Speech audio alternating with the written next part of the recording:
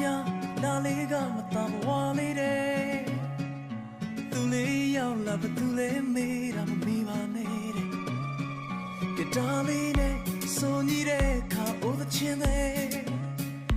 ကိုယ်နှလုံးသားခဏလေးတွင်မှကျွမ်းဝင်ခဲ့ကာရမန္တန်တွေထဆွမ်းထသော